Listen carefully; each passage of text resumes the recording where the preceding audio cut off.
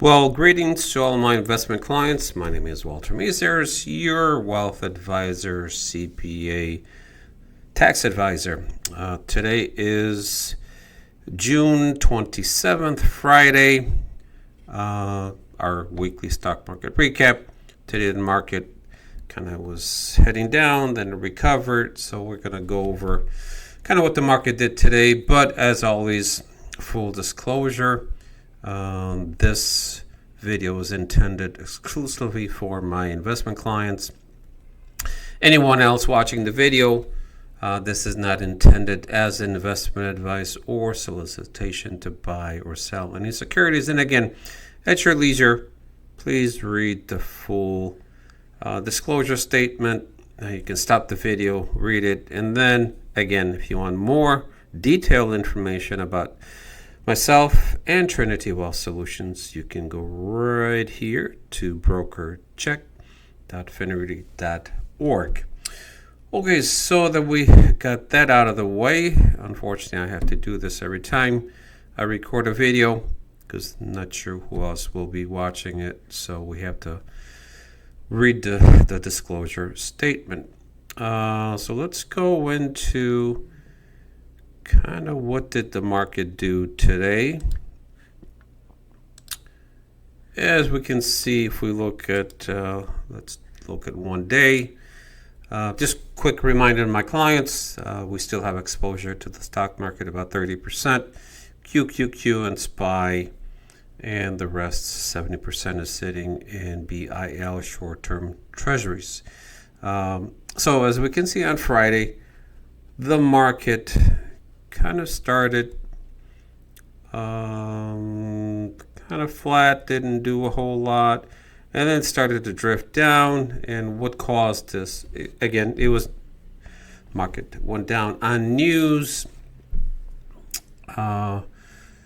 Trump announced some potential extension tariff trades that are not working out as well as they expected. He also put additional tariffs on Canada, so it kind of made the market very nervous. And then there was an announcement that there is a deal with China, so the market liked it, so it went up. So bottom line, if we look at QQQ, was up about 0.5%, and S&P 500 also about another 0.5%. If we look at kind of year to date, we can see there was a significant pullback in April. Our clients did not. We were actually out of the market, so our clients did not capture that downside. But the markets have recovered. So year to date, S&P 500, the broad market, is up about 5.5%, and technology up over 7.25%. Gold has been outperforming, but the last really couple of days have been going down. Why? People are getting out of defensive stocks, and they see market is going up, so there's a shift. Follow the money. People are starting to shift really into aggressive portfolios. Thinking, kind of, if we look at 1 year, that the market was kind of flatlining and then pulled back, and now it's pretty much hit all-time highs since the pullback. We look at 5 years, kind of a bigger picture. Again, the broad market has been kind of in an upward trend. There was a pullback. We were out of the market. The problem is we don't know when this pullback is going to continue further and further.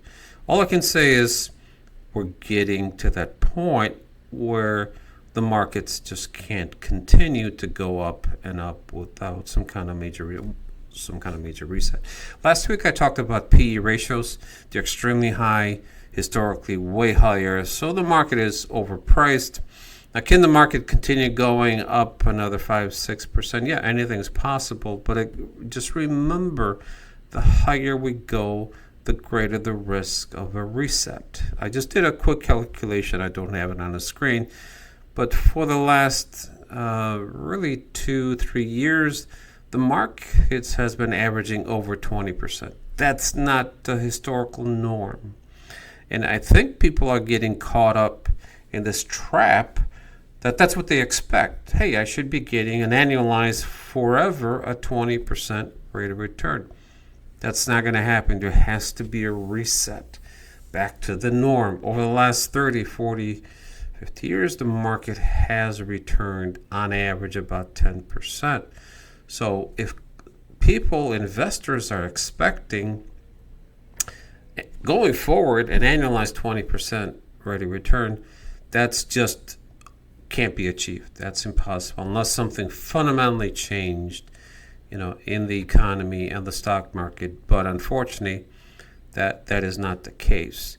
I just want to share with you real quick what kind of reports we get from technical traders. So if I find it, give me a second here. We get daily alerts of what the market kind of, risk on, risk off. So we get this daily report, and I can't seem to find it. Apologies.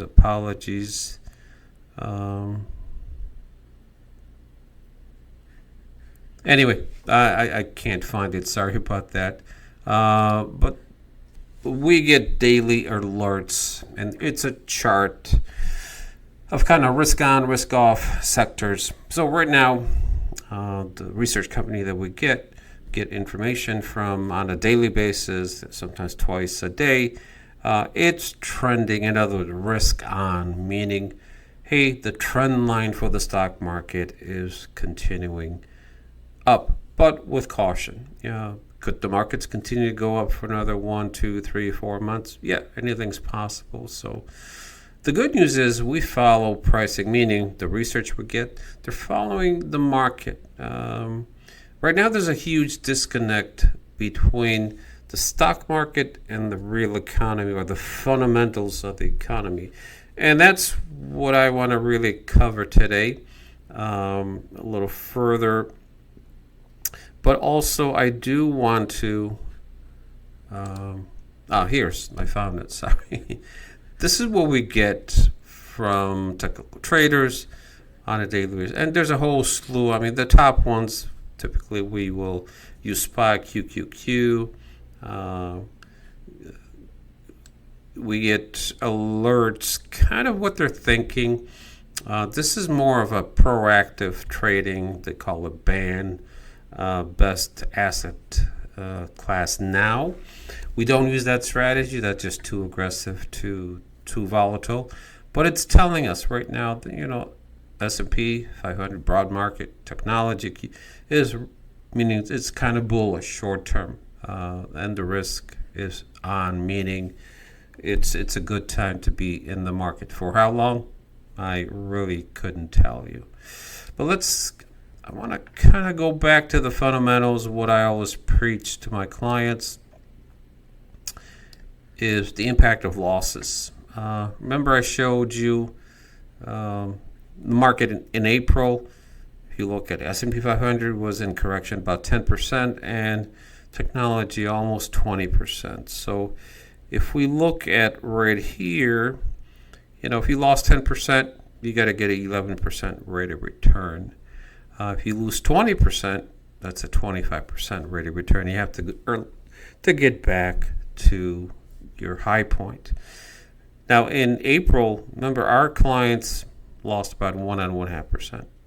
So our recovery, we recovered pretty quick. We didn't have to gain 11%, or if somebody was very aggressive, lost 20%, portfolio didn't have to gain a 25% to really do better than the market. So right now, our client portfolios are capturing about 60% of the market but the key is without this huge risk on the downside. So that's really, in a nutshell, that's what we're trying to do.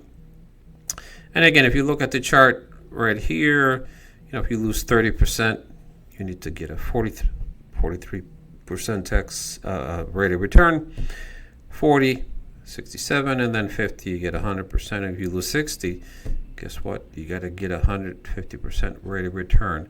Remember, 90% of our client base is retirees. So long, big picture, what we're shooting for this year, by year end, we're hoping to achieve a consistent 10% rate of return. And we are on track to do that. Again, some investors may say, well, wow, the market is returning phenomenal 20% and 10% doesn't sound all that great. No, a consistent rate of return will accumulate more money for you, period. If we miss a lot of these huge drawdowns, then we will accumulate more money for the client. So the question is, will there be another pullback in the stock market? And the answer is, well, yeah, potentially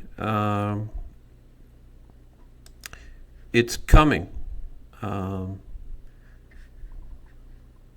When? Nobody really has a good clue of when that may happen. But I do want to present here kind of an economic summary, meaning what is the real economy doing? What are the economic fundamentals telling us? And the latest really is, what's the U.S. economic landscape looking as of June 27, 2025? So the U.S. economy is showing signs of both stabilization and emerging risks, but it's slowing. There's slowing down in employment. Wages, layoffs are starting to happen. Weekly jobless claims fell slightly, but ongoing claims are rising. Sign of softening momentum, meaning continuing ongoing claims. People are staying on unemployment much longer. They can't find jobs. Unemployment is around 4.2, 4.5. Projected to stay in that range in 2020. Now, again, these are projections. This could dramatically change within a month or two. Inflation and monetary policy, core PCE,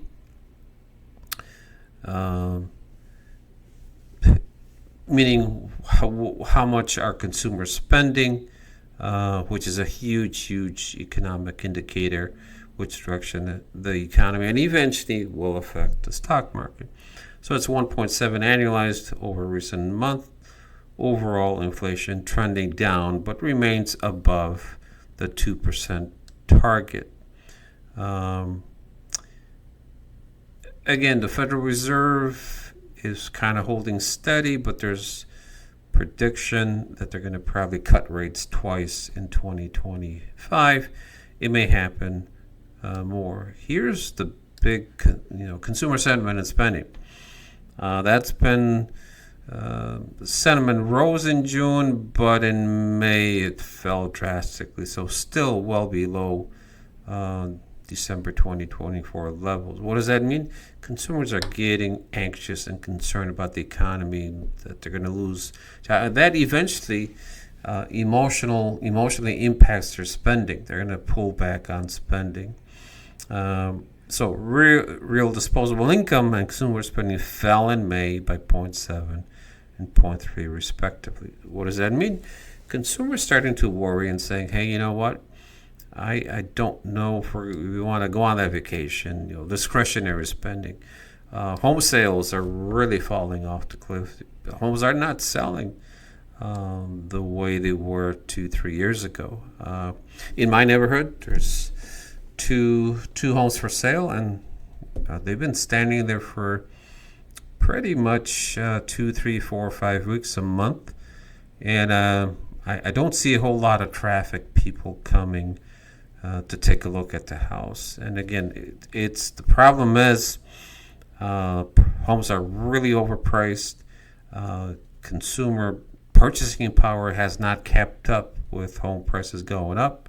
So the fear of, hey, honey, we're not going to buy a new house. We're going to stay where we're at because if I lose my job and if we buy the new home right now, the average home is like $400,000. You're not getting a whole lot.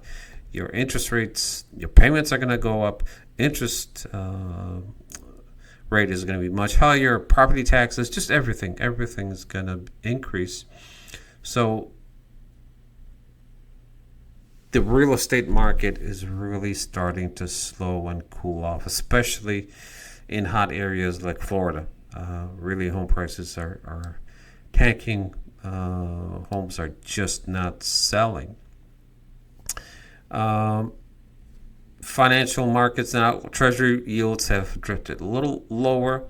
Bond market pricing in 2 rate cuts this year. So Treasury yields, meaning the private sector really determines long-term interest rates. And remember, when interest rates are falling on the long end, what's that telling is that the economic data is not looking good and inflation is going to fall. And here's the conundrum where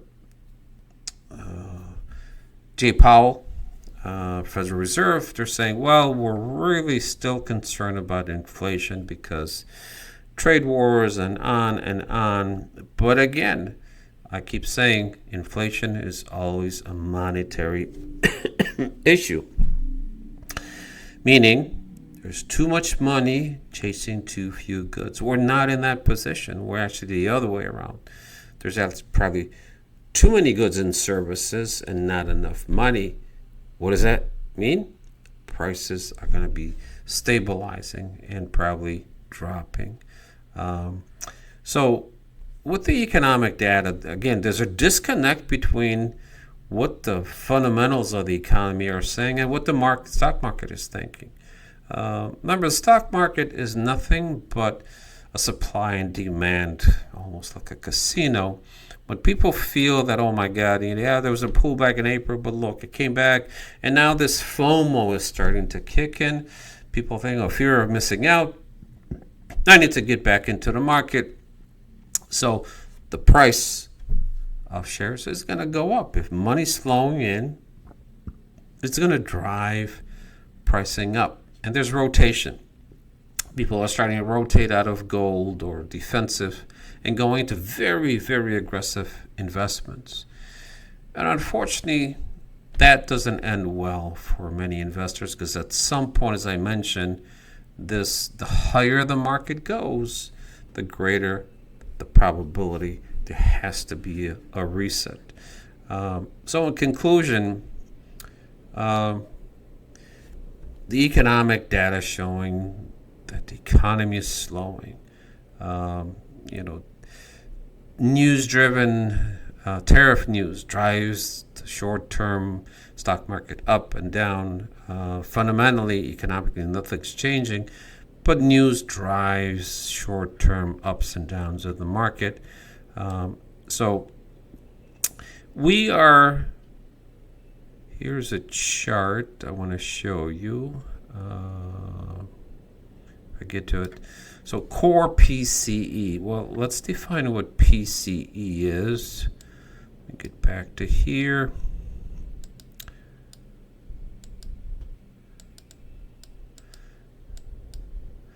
The PCE price index is the key indicator of inflation tracked by Federal Reserve. It shows how much prices have changed over time for consumer goods and services. And that's the key one that that the Federal Reserve uses. God, my computer's not cooperating here. So PC stands for personal consumption expenditures. It is a measure of the prices that people in the United States pay for goods and services. So kind of inflation.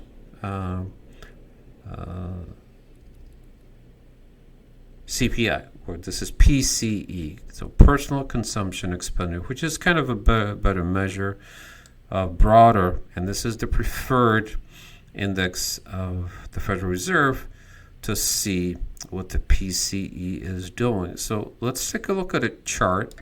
So core PCE inflation versus Federal Reserve target. Remember the target, Federal Reserve is targeting 2%. Here's the red line.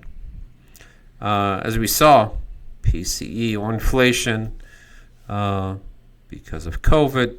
Remember what happened in COVID? Shortage of goods, tons of money.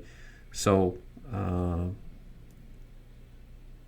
it went up quite a bit, and then now it's dropping. We're around 2.6, so still above the target. And then historically, you can see 2016, 2018, really PCE was below the Fed target. So what's going to cause the Federal Reserve to really aggressively lower interest rates? Really the direction of PCE. When the Federal Reserve eventually starts to cut interest rates, and that's what we're waiting for right now, this right here, TLT. If we look at TLT for the last 5 years, it would have been a horrible investment. Absolutely. Why? Because interest rates going up. But at some point, this is going to turn. Interest rates are going to start to come down, and we're going to have exposure to TLT. I don't know if that's in a year, 2, 3, 4 years. Nope, I can't tell you. So anyway, hopefully this helped give you a better perspective. Remember, what we're truly targeting is to get clients a consistent rate of return of 10%. And over the last year or two, we are approaching that. Right now, remember, we are in this topping stage, so we're cautiously optimistic, but very cautious with clients' monies. Hope you have a great weekend. Stay cool. It's supposed to be a hot weekend. So thank you for watching, and we will see you soon. Take care. Bye now.